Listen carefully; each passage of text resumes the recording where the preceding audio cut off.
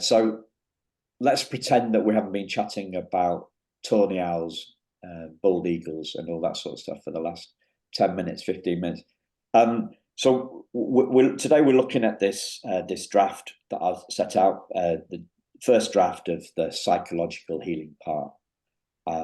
I'd love your thoughts as I've set them out, or anything else that comes to mind.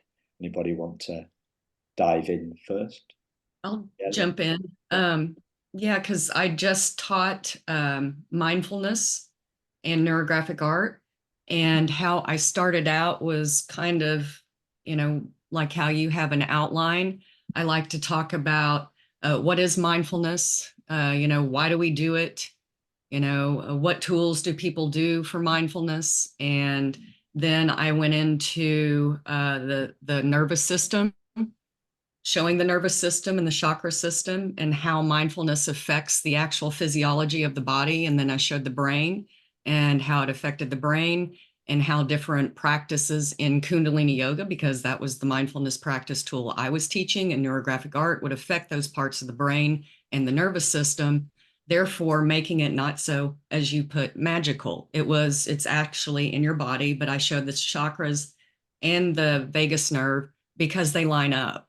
And so some people like the physiology part and some people like the spirituality part, but it lines up the way you see it. So I have diagrams and things that kind of went through several of these steps. Okay. Brilliant. So the first thing is that I haven't put anything about the brain here, have I? So I don't know if anybody listened to the podcast with Jill Bolte Taylor.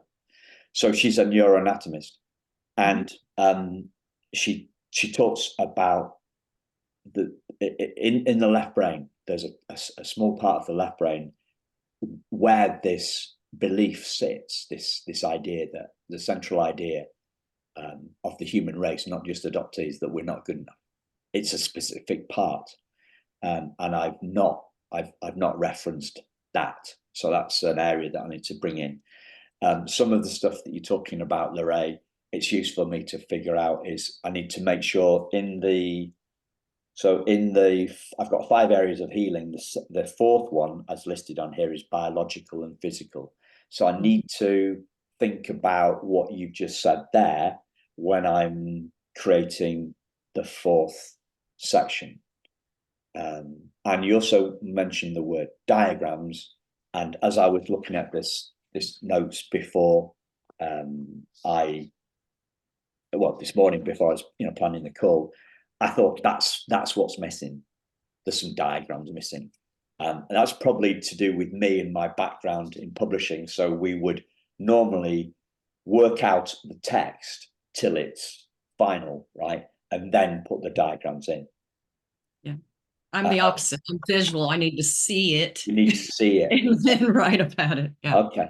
So yeah, so the diagrams, and one of the ideas that came to me was a diagram about how insights work. Like a curve diagram about being open and suspecting our belief may be wrong, and then trying it out, and like the stages through which we go for a belief to change. So that's great. Thanks a lot, Lorraine. Have you got anything? Yeah. So if this is all text, it might have been too much for you because you're more visual thinking. Yeah. Yeah. Too much text. Yeah. So I have a question. Well, a couple actually. So when you're defining healing, I guess, what does that look like? What does the end of the journey look like? What does that mean? Because it's hard to figure out how to get to healing if we haven't defined what healing is, right? What does that mean?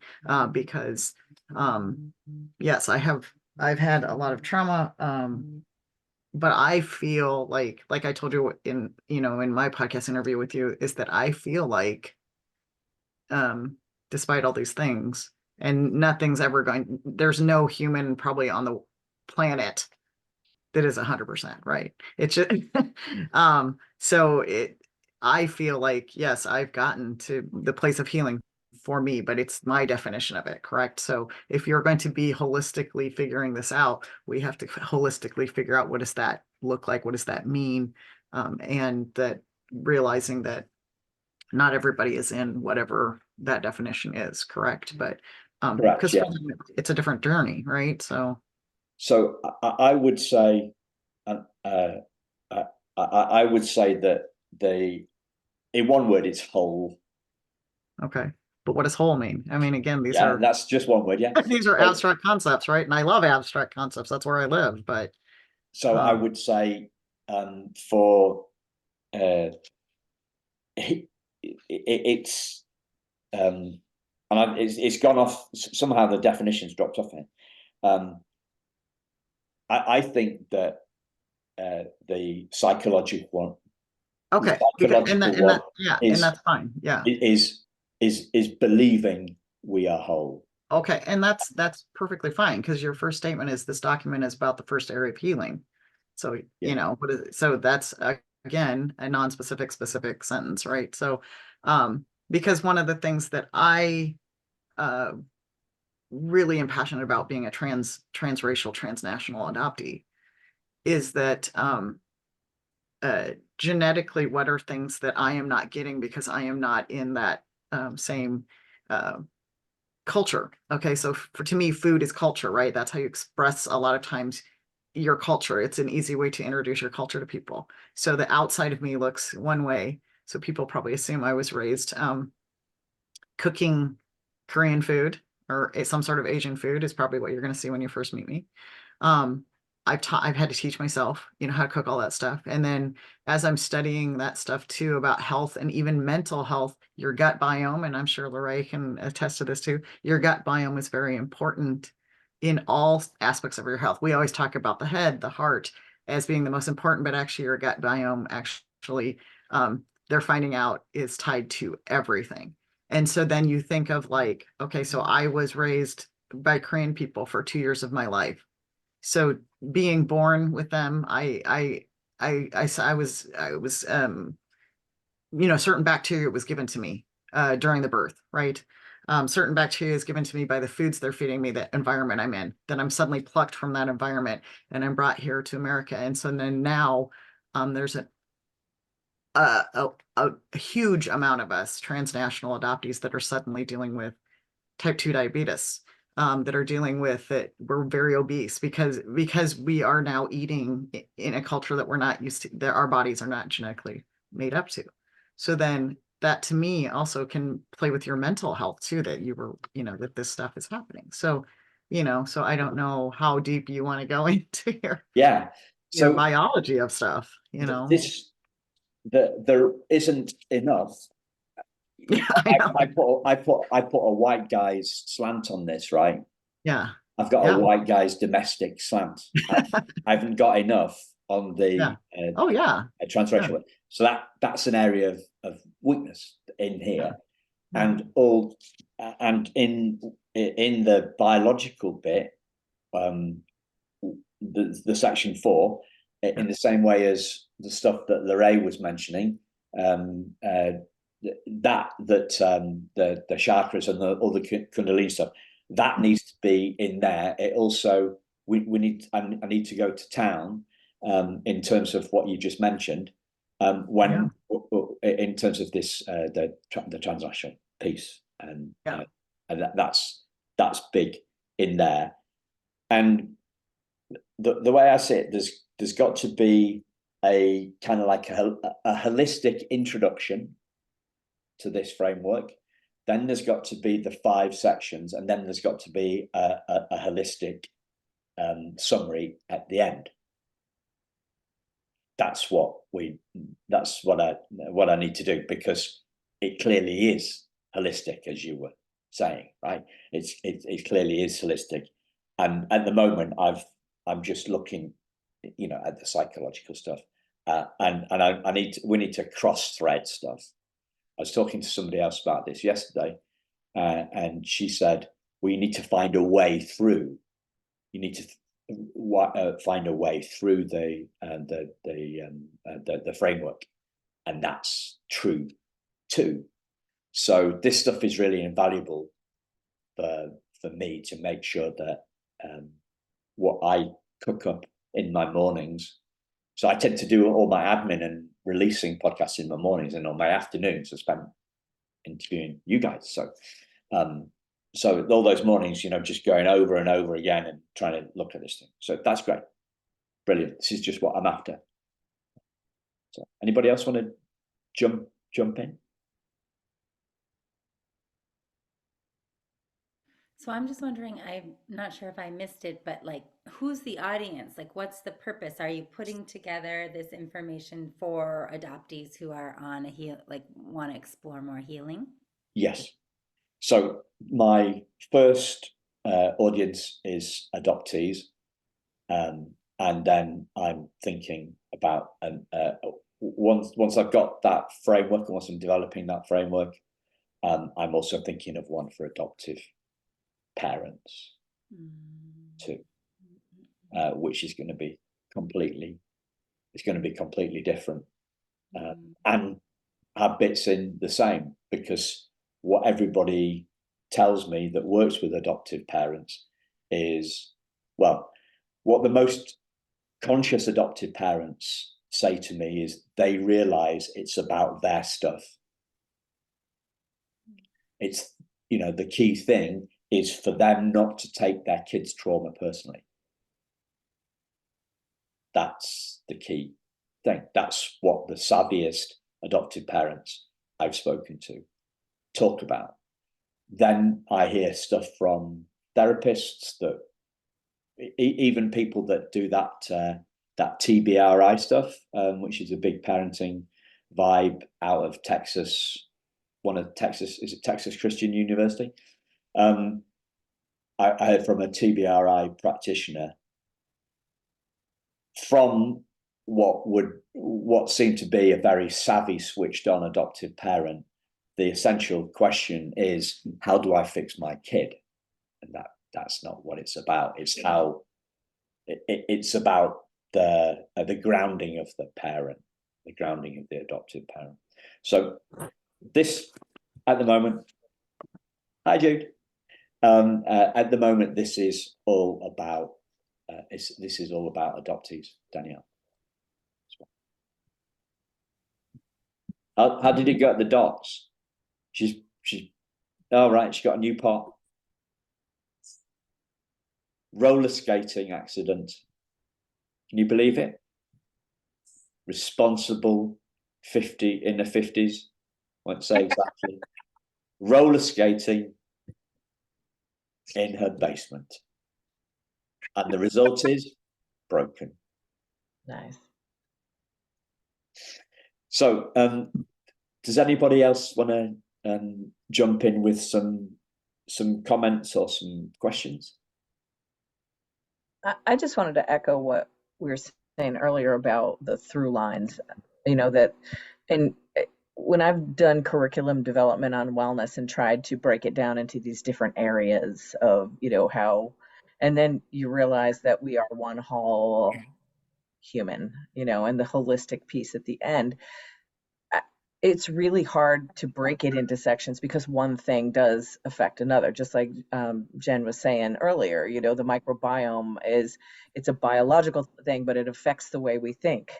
And, so like biology affects psychology, and emotions affect biology, and thoughts affect emotions. I mean, everything is interconnected. And so at some point, to show that interconnectedness, whether you do that up front or at the end, but it's never going to be a perfect, this section is going to deal with thoughts, this one's going to deal with feelings, this one's going to deal with, the body. No, because one thing loops around, and then, which came first? Sometimes It's hard to tease out. Did my thought create this emotion, or did my emotion create this thought? I know I've just learned that myself, and, doing neurofeedback.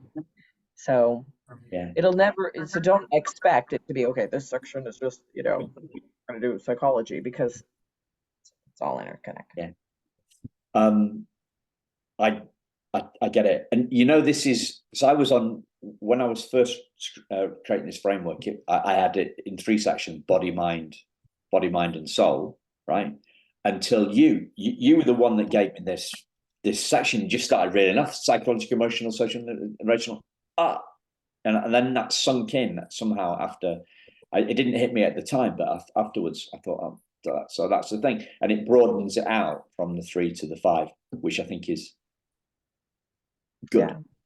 So that comes from working with people with addiction, and also from 5-element theory in Chinese medicine. So like, you know, there's all around.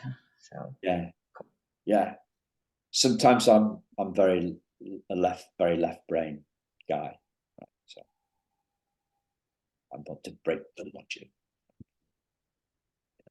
Is it an accident? But look, I'm the only guy here, right? 80% of the podcast listeners are women, and I'm the only guy here.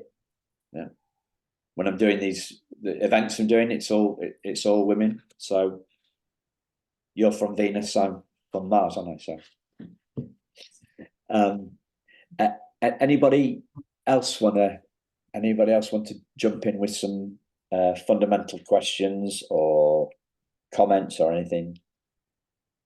I also just want to say briefly that, we talked about what is healing. I consider healing to be a process, and I think it's great how you have it like listed out, because I think there can be many like entry points and access points, and people can resonate with different parts. But then, like, I think that would be great to make that clear. Like, any entry point is a good entry point that resonates, because sometimes healing can be stressful for people, like they're forcing themselves to kind of do this one, but it doesn't really resonate for them. So I think clarifying that, and then the integration is really good. And I also feel like, and that's probably not necessarily related to the psychology topic, although it could be, which is energy healing, which is not on your list. And I think that's like a big key, which connects the body and the emotion and the spirit, like the energy piece.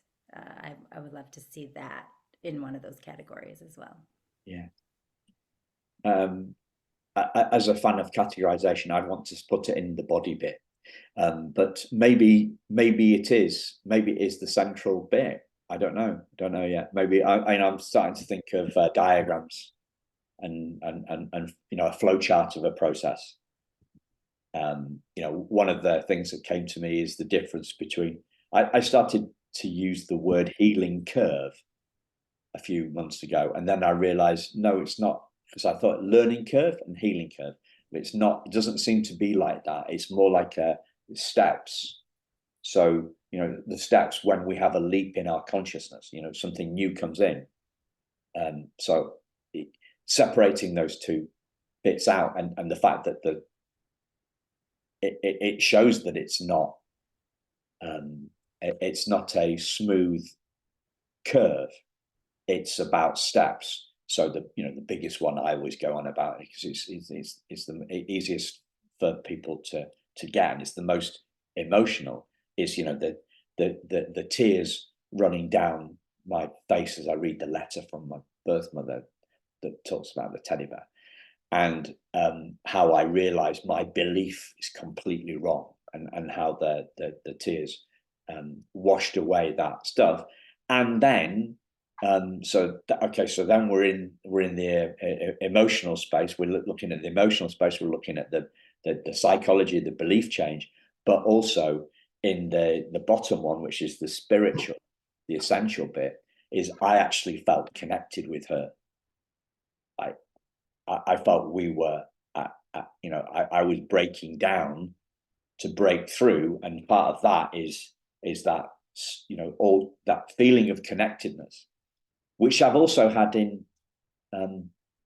I thought at the time I thought I was connected with her, and I was, but then a few years later I realized no, it's connected with, I'm feeling connected with everybody.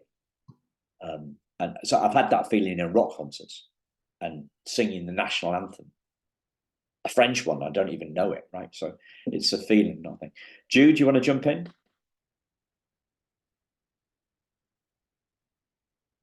I was trying to unmute myself. I'm not used to being on my phone. Can you lower my hand, please? I came in late, so I missed half. Sorry, guys.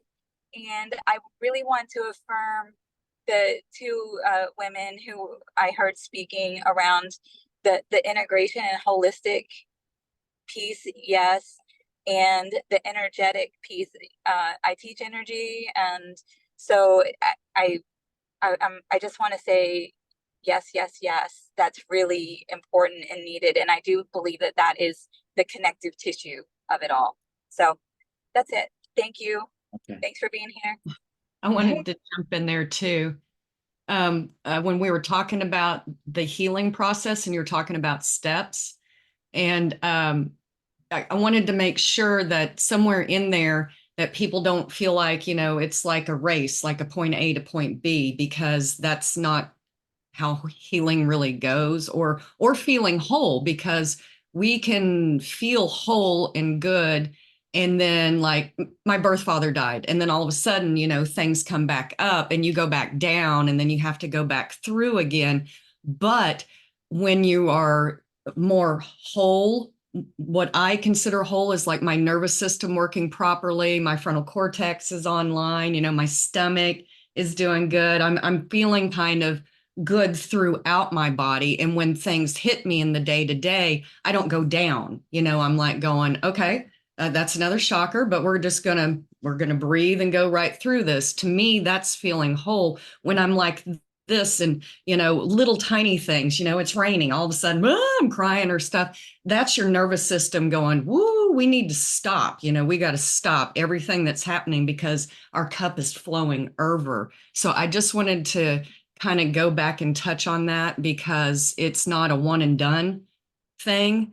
We come with a lot of trauma being adoptees, and a lot of people. So I want to say that a lot of people have a lot of trauma.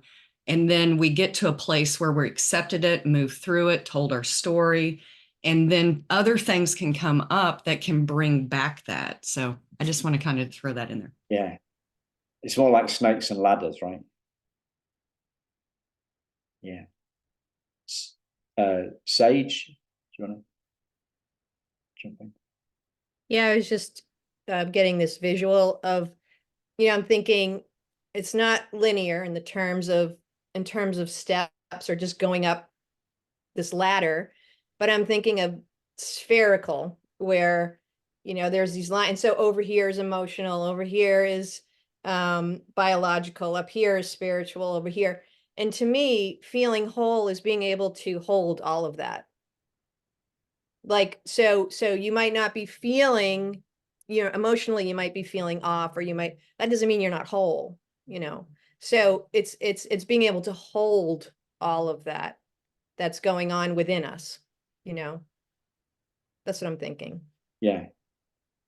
So one of the things that misconceptions, I think, is the idea that whole people don't feel shit some days. And yeah, you know, like I've had people on well, I'm not a thriving adoptee. Well, you seem to be doing quite a lot of work on the advocacy.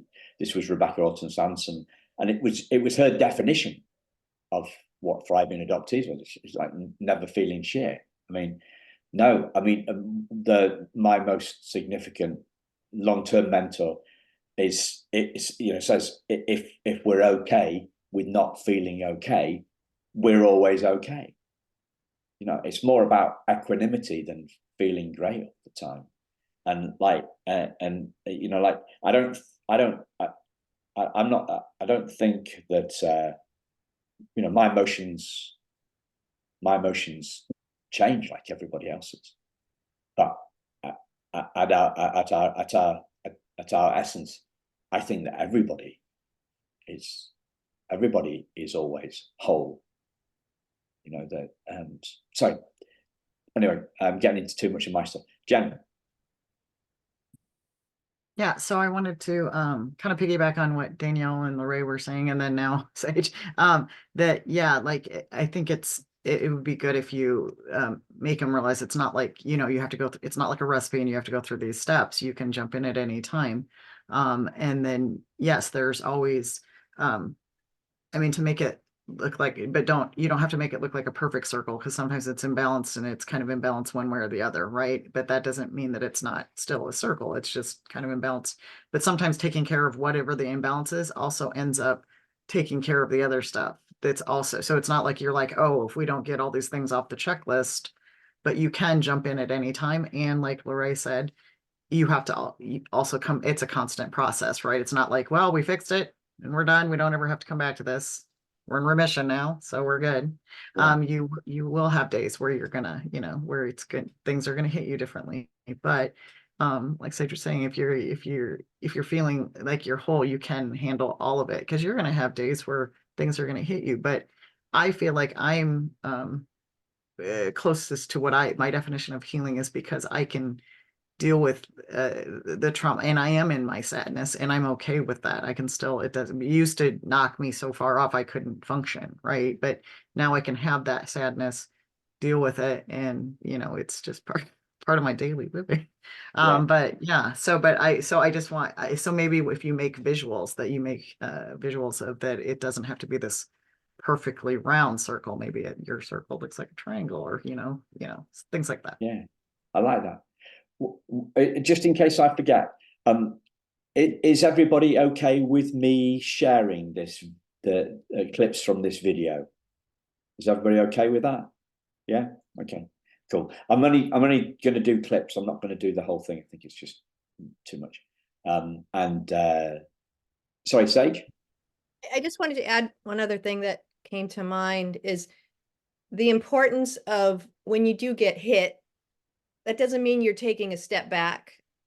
That doesn't mean you're, oh my God, I'm never going to get better because I'm back in this place again.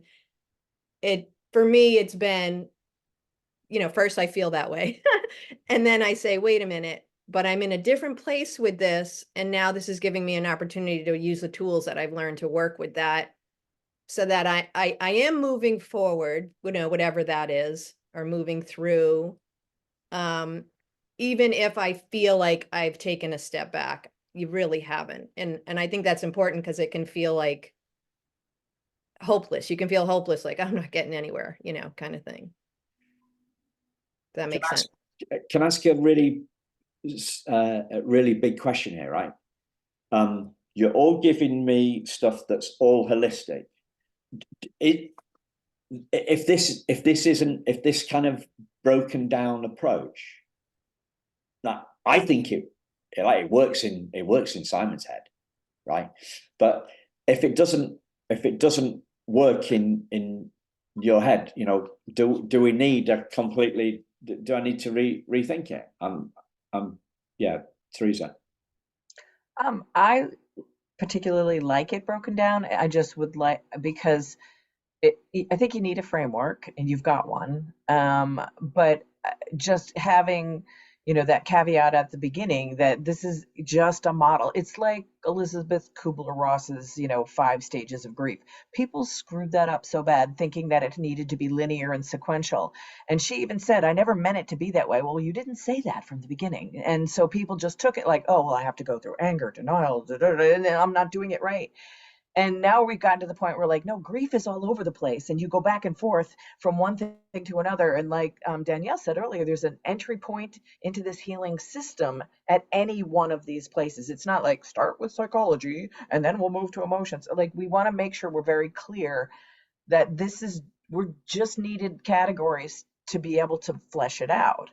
And it's not intended to be linear and sequential. So that's thing one. The thing two I wanted to say was, well, besides, at some point, can we all introduce ourselves to each other? Because I don't know everybody in the room. I know Danielle and I know Laura, but I haven't met everyone else. So at some point, I'd like to say hi. But the other thing I wanted to say was, I think this is really brilliant, of getting all of us together to do this. And that is, I think, what the value of this is. We're not experts, but we are experts on ourselves. We're not expert in you know, in healing or in psychology or whatever. We are people who are going through this through our own lived experience. And I think that that's a beautiful power of example for anyone who's going through this. This is not some expert saying this is how it's done and what works. So I work in the addiction advocacy field, and our phrase is nothing about us without us. You know, so people in recovery, family members in recovery. And so this is a bunch of adoptees who are saying, hey, this is what I use for healing. What do you think? Might it work for you? You know, so there, I think there's really power in that lived experience, and people knowing up front. And you're in the perfect position to do that, Simon, because you have, you know, all this connection to all these adoptees, and it's like, wow, you could really be the hub, you know, and the connecting tissue of bringing all of these, you know, powerful voices together. Yeah. Okay. Thank you. And I've always, we're in like 470 episodes in, right, of the podcast, and I don't know how many are adopted. Let's say 350 of them, because we had a lot of adopted parents on in the early days. But you know, that's what I'm trying to. I've always been clear. It's not like Simon Ben isn't an expert. It's about trying to get other people's perspectives, right, and bring them together. And then suddenly I realized no one's, you know, no one's defining healing. And then Jen points out that I've forgotten my own definition of healing on the thing, which is great, right? You know, it's an early draft. So, and apologize, Teresa. It was your idea. So why don't you go? Why don't you go first? Is it two? I mean, we've got probably another half hour. So, do you want to just say hi, or just give us a couple of minutes, a minute or something, or however you want to do it? The other thing I could do, right, is the other thing I could. Yes, go for it. No, I just wanted to know like where everybody's from and what your bent is. So I'm adoptee, relinquishee from upstate New York. I've worked in the addiction recovery space for 30 years, a former clinician, current recovery coach, and I studied Chinese medicine for a year, and I took a Tai Chi form out of that and adapted it for the recovery community. And so now I teach something called Tai Chi for recovery. So I know a little bit about traditional Chinese medicine. I've done a lot of my own healing work.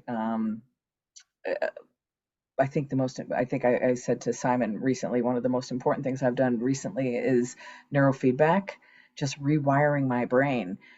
And yeah, like powerful stuff. So like when you have this question here on E, you want to know what gets in the way of our minds changing. Our body. Like our body gets in the way.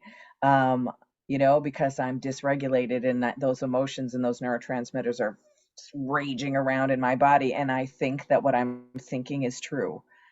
And that's because it's in my body. And so if I can, you know, do whatever, do some Tai Chi, do some meditation, do stuff, move to get my body regulated, then I can change my mind. So that's it for me. Sage, do you want to, just because I'm looking across you at the top of the screen, do you want to jump in and do a similar kind of snapshot? Sure. So I'm Sage. I'm in North Andover, Mass, which is north of Boston. Hi. I've been a massage therapist for 30 years, certified yoga and meditation teacher. And I've been practicing IFS for probably 10 years. And then I've been incorporated since I found the adoptee community tapping from Danielle. I've been using that, and also the Kundalini yoga from Lorraine. Found it all very helpful. Was there anything else was there a question I was supposed to answer? No, that's cool. Have Okay. you, I've just ordered a new Richard Schwartz book, IFS Yeah. book, with a section from Kathy McKechnie. Have you heard about that? So Yeah. Kathy McKechnie is an adoptee. She's also a therapist. She is an IFS therapist, and she has added a chapter to this book. I've literally just bought it this afternoon. So if you're into IFS, it's called All Together Us. That's the name of the book, All Together. And it's All Together Us, and the editor is called Jenna Remasma, Jenna, Jenna, Rima, Riemersa. Can you type that in the chat? Yeah. I'm a visual person, sorry. Okay. I just have the I'll email everybody afterwards if they want to look at it. I just have the IFS book called "You're the One You've Been Waiting For." Which is a good one. That's another Dick Schwartz one, is it? Yeah, it is. Yep. I'm listening to No Bad Parts at the moment, and that's pretty cool. Great. Danielle, do you want to go next? Sure. And I apologize. I have a hard stop at 1 o'clock because I have another work meeting. But yeah, so I'm an adoptee. I live outside of Boston right now in Concord. And about 25 years ago, I began a practice called Body and Brain. And this is also brain education is really what it is. And that helped me a lot in my kind of processing of my own primal wound because finding the practice was right parallel with meeting my biological mother. So now, fast forward, I've been a teacher, trainer, instructor, coach, healer in this practice for about over 20 years, and leading up to writing Healing Tree, where I tried to kind of map out some portion that was really helpful for me. And this is all like mind, body, and a big aspect of energy. And there's also a very spiritual aspect to it. So I tried to, put that all together in the book, and I tried to, bring some of that teaching to the adoption community through, I have a class and emotional self-mastery for adoptees, and I do some stuff with NAP, mostly just trying to help people, come in and work with their inner landscape. And one thing I just want to say before I finish my kind of introduction, because I have to go soon, is this word is coming up as you talk and everybody's talking, the word transformation. So I feel like this is a transforming, healing is like a transforming my relationship with myself, my relationship with my wound, with my trauma. It's like a transformation process. So sometimes we're doing well, and sometimes we're, fall back in the hole, but then we see we're able to like process it a little more quickly, or we have a tool that like swoops in. So I feel like it's a big transformation process, and I feel like it's been a process for me, and I'm always just trying to like share my own process when I teach. Yeah. Thanks, Daniel. Lorraine, do you want to jump in? Yes, hi, I am Lorraine Gerald. I write as the Adopted Chameleon on social media. I'm a Kundalini yoga instructor, Reiki master, trauma-informed yoga therapist. In my healing journey, the talk therapy, the IFS, the EMDR, all of those were great tools, but the somatic is what keeps me, my nervous system, my healing, my feeling of wholeness on track. My yoga instructor used to say, 1 day without practice, you know it. 2 days, your instructor knows it. 3 days without practice, the whole world knows it. And it's true. I can literally feel if I'm in a depressive state or something and I'm pulling in and not eating right and not, everything is just not working. I start snapping at people and I can't function at what I call the neutral zone.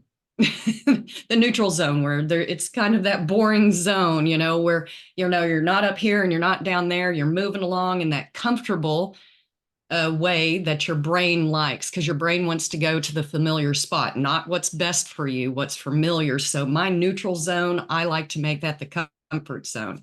Yes, elation is fabulous, but it's not sustainable, right? So we've got to have that just floating along the river, rowing along. There's going to be a few bumps, that's fine, but just keep going through it. So I like to teach that. I just taught a mantra and mudra called Kirtan Kriya that has been proven to improve cognition and memory. So I like to give people tools that they can literally take and just start with it and see how it goes and find what they like. Because I also recommend like Danielle and Teresa's classes, and I also recommend massage and food and everything else, because it is a whole bunch of stuff and I can't do it all for everybody. And I would just want people to find what they like, what they do, but they got to move. They got to move. You got to do it. Yeah. Thank you, Lorraine. Jen? Hello, I'm Jenny Ramelsberg. I'm in Iowa. I was, like I said before, I was a transracial and transnational adoptee, adopted from Korea in the 70s. So a lot of my journey right now is about advocacy. So in fact, next week I'll be going to DC with a bunch of adoptees to try to talk to some of the Congress people that I don't align with politically, but we have to get them to we have to use them because we're for Adoptees for Justice, because a lot of us that were adopted before a certain time were not necessarily naturalized or truly U.S. citizens just because we were adopted by Americans. So we're trying to get that gap fixed, you know, and so we were close last time, but we hope this time that they'll take us seriously. I am also part of, and Lorraine has been part of this group too, the Adoptee Voices Writing Group, which has been very it's been a big thing for my healing journey, is because we are a bunch of adoptees that we write about our stories, whether it's trauma, whether it's joyful, it doesn't matter. We're writing about it with a group of people that understand our stories, so we don't always have to explain it to them every single time. They get it when they're hearing our stories.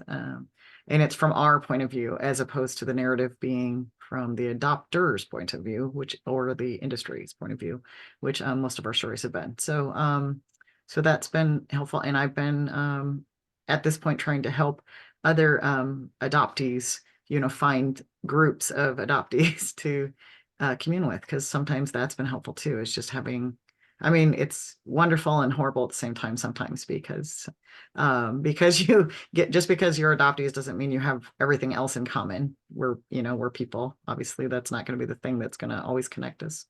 And sometimes you come into a group like it's like the first day of school where you don't know where to sit at the lunchroom, and you're like, why does everybody else seem to know each other? And I don't know any of these people. And very wisely, one person said to me, I think part of the reason why you love and hate being in these groups is because up until now, you've been always unique. You always stand out because you were adopted to a white community by white people. And then now you're suddenly amongst other adoptees and you're not unique anymore, right? In your mind, in my mind, right? So yeah, and that would cause trauma to me. I was like, oh my God, I want to be with these people, but yet it's also horrifying that I'm not unique in this other way. But like Lorraine was saying, because your brain goes to where it's comfortable, not necessarily what's healthy for you, right? So yeah. Cool. Thanks, Jen. Jude, do you want to jump in? Oh, you're home now. Yeah. So is it Jen or Jenny? Jenny is what I prefer. Okay. Sorry, Jenny. Jenny. First, I just want to say thank you for the advocacy work. Because you're standing up for all of us and hopefully creating some change. And that's the drum that I like get behind, but it's not the drum I beat, right? Like I'm a healer. So thank you for that work for us. Simon, thank you for this roundtable, because I see these faces out there in adoption land, but I'm pretty quiet. So I haven't met, actually, I don't think anybody here, like on a call or anything, even though I facilitate meetings. Okay, I'm Jude Hung, and I live in Asheville, North Carolina. We just moved here in December from San Diego. And I am a massage therapist, certified in meditation teaching, aromatherapy. I am a Reiki master teacher and energetic architect. So the energy of healing is actually a spiral.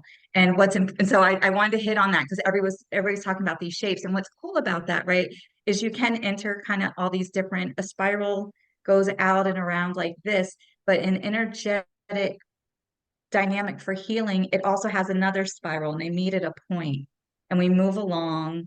But that twisting, like any of the resistance, the constriction, we need that energy to propel and move us. And so that's the energetics of healing.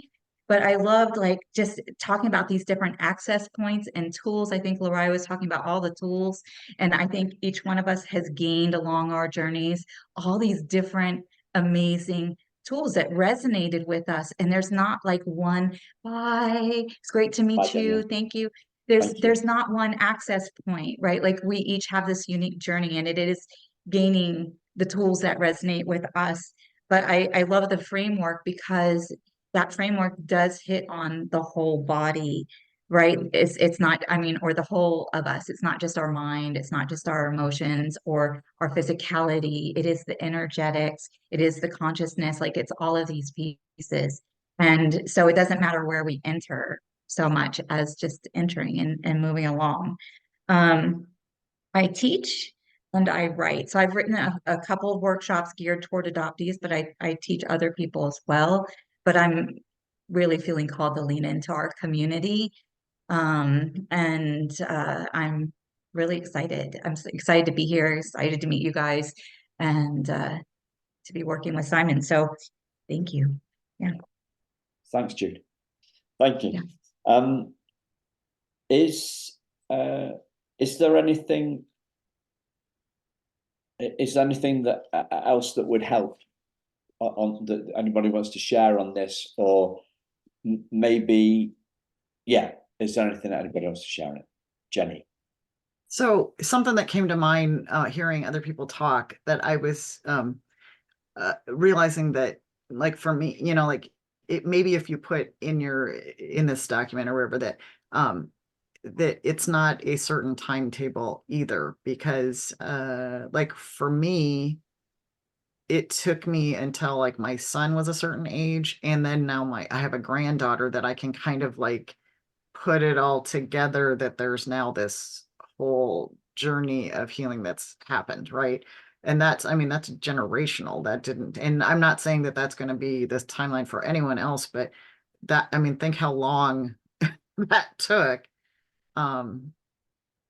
Yeah. In my, you know, I'm in like in my 50s, right? So, you know what I mean? So it like give, like Teresa was saying, that, you know, like just the more information you can give about like that this is the caveats of this, right? It's not like a step by step. It could be a long time. It could be, and it's not supposed to be like you have to go from this stage to this stage to this stage to this stage. It's not like that. Yeah. So thanks, Lorraine. Thanks a lot. But yeah, so maybe you put like this caveat that this could take, you know, like some of it might be at this point, and then when you revisit it, it might be a little bit more of a chunk of it, you know, could take years, decades. And then that's okay. Somebody told me the other day, the more grandchildren she has, the more she heals. So I mean, that must be the joy lifts, right? For me, it's that I'm finally have somebody that kind of looks like me, and I created them. Is that sound weird? Because like you know, I was adopted into a family where they had a biological son. And so then everybody was always like, oh my gosh, you're tall just like your dad, you know, and you look like blah, blah, blah. And he'd always be like, I hate hearing that. And I was like, well, I never hear that.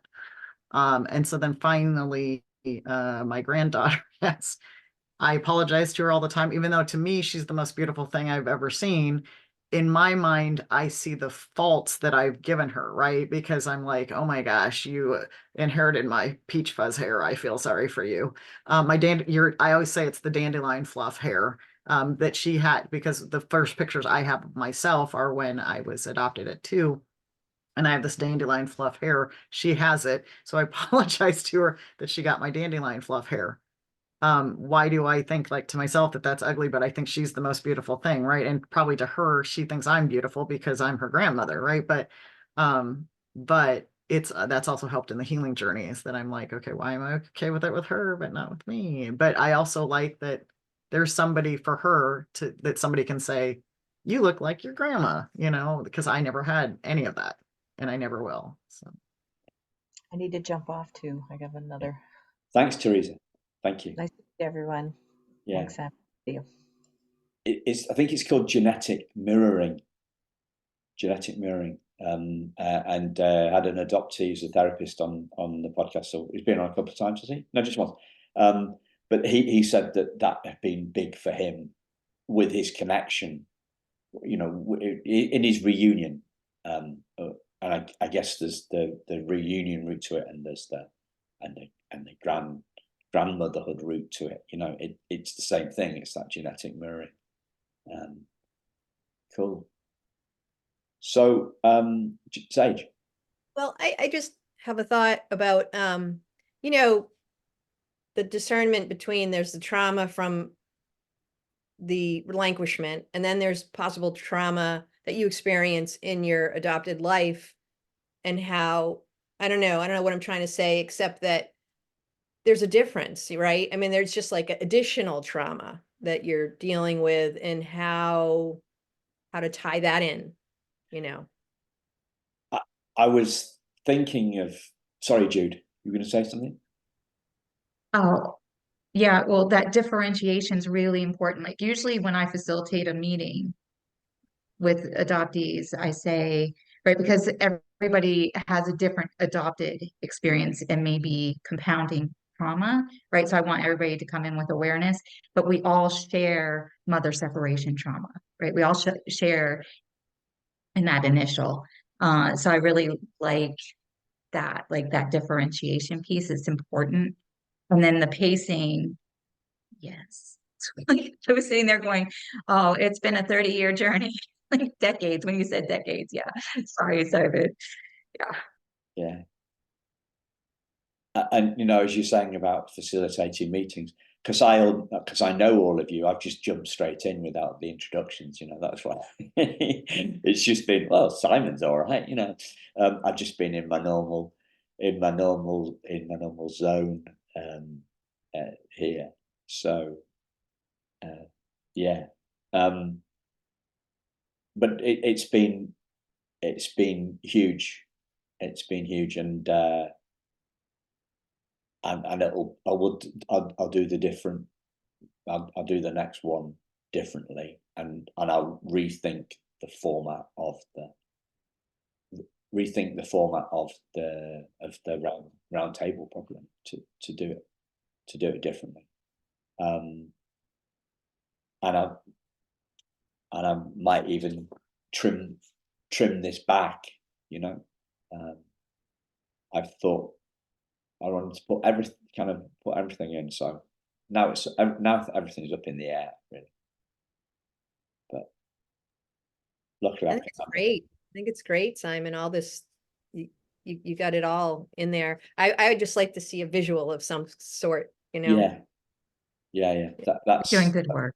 Colorful. Yeah. Yes. Visual. But I agree that I think it is good to have the structure first, and then we'll art it up a little bit for those of us that are more visual arts. Yeah. And think with the right brain more. But no, I think it's great.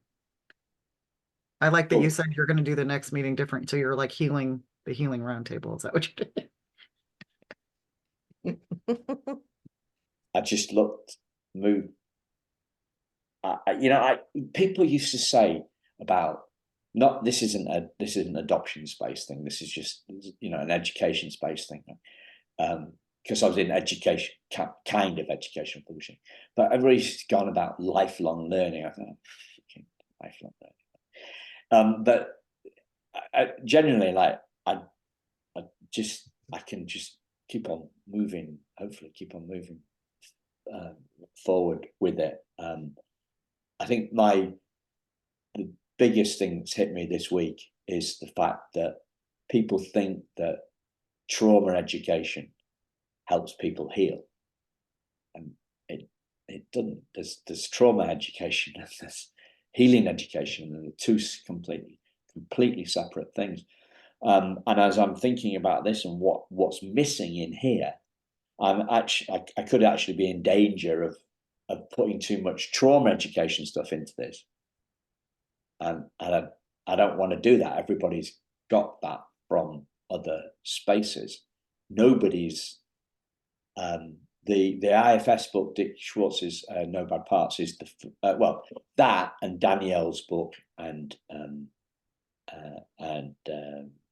Michelle Madrid's book, although it doesn't gel. They're trying to bring in that trauma education piece into a memoir as well, and I think that's the way that we're moving slowly from just memoirs to memoirs and trauma education, and we just keep on pushing that on. But these books that are healing education, these books that just go over that, the Rupert, I shouldn't name them anyway, forget it. But healing education, that's what I think that we all want, and bringing the experience that I have with my somatic experiencer woman, and seeing that is actually what Dick Schwartz is talking about in IFS.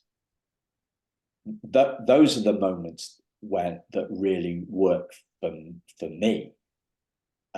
So that there has to be this connection. We can break it down into the 5 sections, but we've got to start holistic.